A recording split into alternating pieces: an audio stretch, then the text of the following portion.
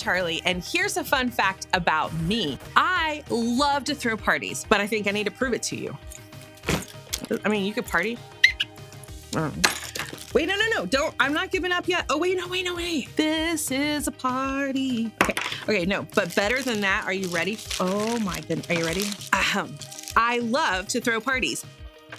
I love thinking through all the things like the music, decoration, the food, and obviously all the people I want to invite. I mean, who doesn't love a good party? In fact, take a second and talk with your group to answer this question.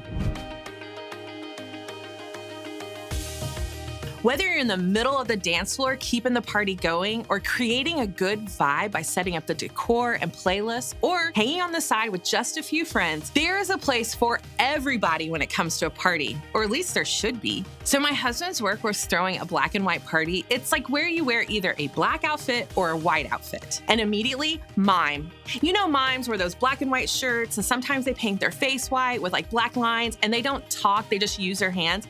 So I totally Googled mime and I dressed up like it. And when we went to the party, all the other adults were just dressed in black or white. I was the only one in a costume. I thought I was gonna die. Maybe you can relate. In fact, I'm pretty sure you can, because in a lot of ways, it can feel like there are two groups in life, the in group and the out group. Think about it. This probably happens in your school, your neighborhood, on your sports team, and your friendships, and maybe even at home. Maybe you have a group of friends that you've been close with since you were little, and with them, you feel like you fit in. Maybe you moved to a neighborhood that most of the kids in your school don't live in, and you feel more left out at school. Maybe you have different interests than a lot of the kids in your group at church, so sometimes you even feel left out here. Or maybe you feel like you can be yourself with your family, and that makes home feel like a place where you fit in.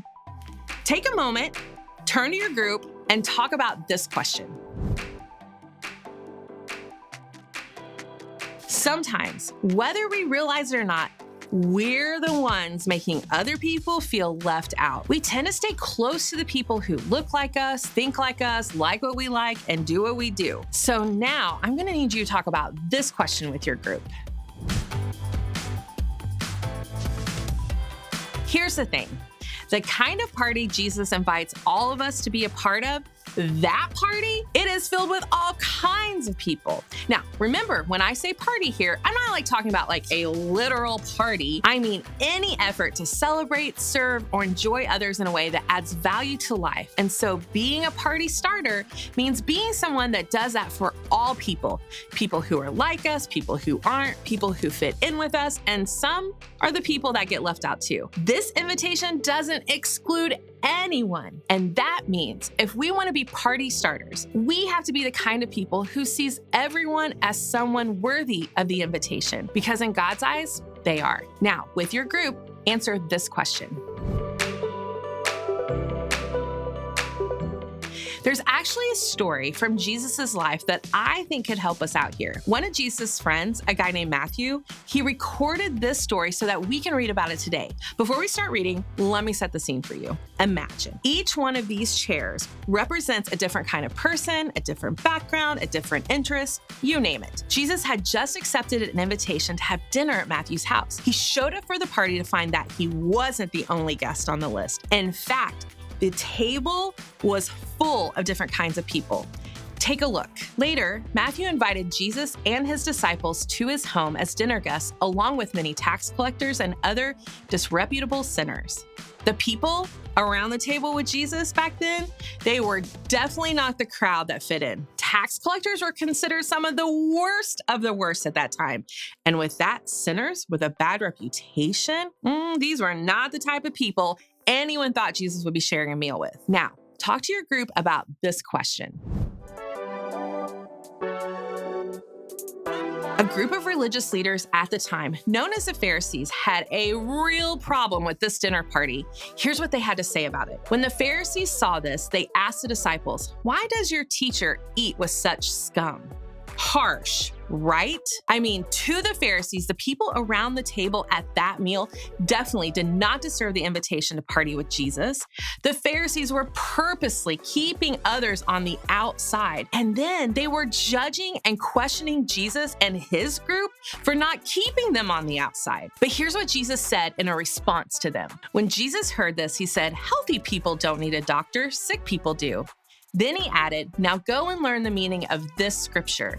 I want you to show mercy, not offer sacrifices.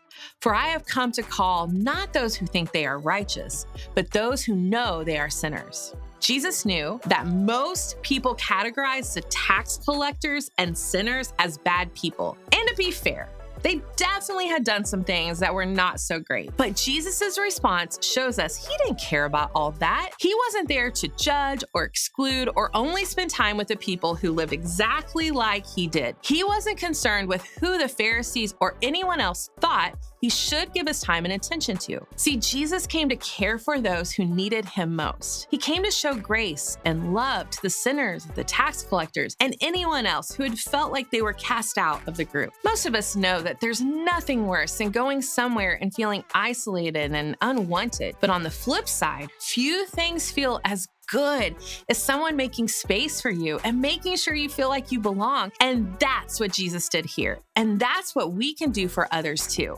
We don't get to decide who is in and who's out. As the ultimate party starter, Jesus shows us that everyone has a seat at the table. Jesus showed the tax collectors and the sinners that he didn't see in the way that others did. They had a seat at his table. They were invited. And the same is true for us today. We have the opportunity to start the party by remembering everyone, ourselves included, is in with God. That's because a party starter knows there's room for everyone at the table. Isn't it so cool when you get invited to be somewhere and you can even bring a friend? It instantly lets you know that you are wanted in the space and that others are welcome too. The truth is, you're invited to the party that Jesus offers through the full life that comes with following him. And you have a chance to invite someone to that party too, because a party starter knows there's room for everyone at the table. So rather than deciding who gets to be included, we have the chance to be the party starters who invite everyone to the full and amazing life with Jesus.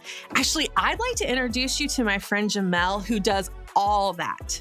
So in 8th grade, I realized something about myself, that I actually liked meeting new people. And I also realized that there were a lot of new people to meet at my youth group specifically. So what I started doing was keeping an eye out for all of the people that were new to our youth group. And of course, with the help of my small group leaders. And what I started doing was making sure that I talked to them about themselves, introduce them to all my homies, and make sure that they had someone to sit with at youth group during the night. Also, sometimes you catch the vibe that they might actually get along with someone else better than me, and so I made that introduction for sure. What I realized then was that there was space for everyone at the table, and I was just making sure that I was pulling up a seat for others.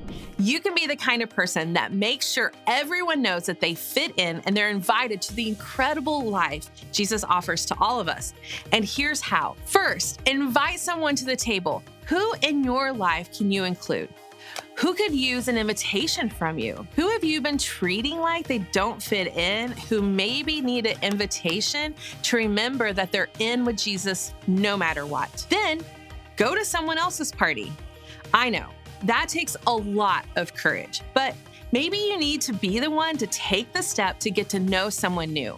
Instead of inviting someone to step into your world, how can you make an effort to step into their world and get to know them? Before you can ask them to show up to feel in, be willing to share their space and be in their world. So think about how you can do that this week. Remember, a party starter knows there's room for everyone at the table.